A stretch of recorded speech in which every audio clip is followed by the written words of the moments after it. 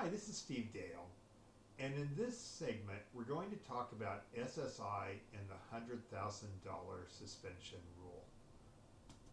So, let's go through the basics.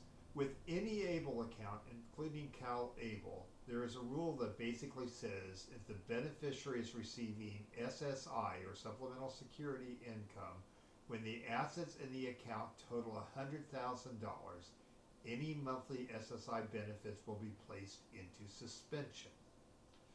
If the assets in the ABLE account drop back below $100,000, the SSI benefit suspension ceases and any SSI benefits resumes.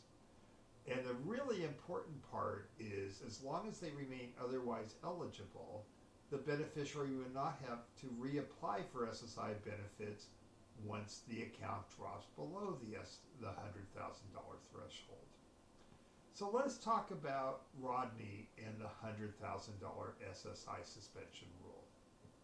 Rodney's 26 years old, is currently receiving $954.72 of SSI and in-home support services, or IHSS, based on Medi-Cal eligibility, and this is recorded in 2021.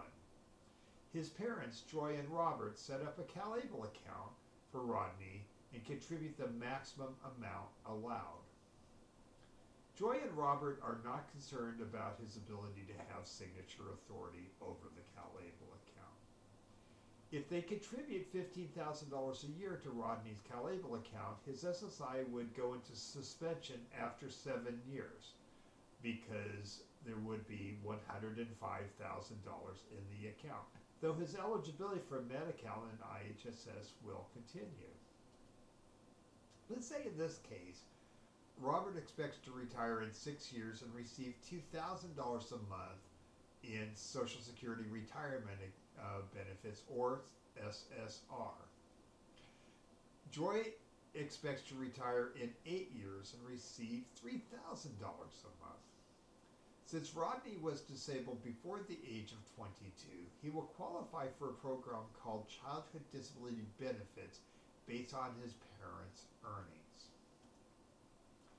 He will receive an amount equal to 1/2 of either parent's Social Security retirement here when they start to receive it. And by the way, the same is true if either of the parents were to start getting Social Security disability insurance themselves based on their own disability. When Robert starts receiving Social Security retirement, Rodney will receive $1,000 a month of childhood disability benefits here, which is $2,000 divided in two. The childhood disability benefits will reduce his SSI dollar for dollar after the first $20, totally eliminating the SSI, though his Medi-Cal and in-home support services will continue. When Joy retires, he will receive an amount equal to $1,500 a month. So once again, basically Rodney will get whatever gets him the most from either parent's benefit, by the way, whether they're together or they're divorced. So, just going over these rules again, if the beneficiary is receiving SSI benefits, when the assets in the account total $100,000, any monthly SSI benefits will be placed in suspension.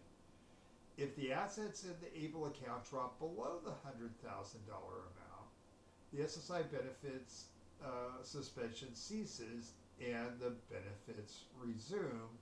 And the cool thing, once again, is he will not have to reapply. But part of this is if you're doing planning for somebody who is on SSI and using an ABLE account here, in many cases, it may be that the CalABLE beneficiary will not be on SSI anyway and might be on childhood disability benefits or a similar program, making the suspension rule irrelevant.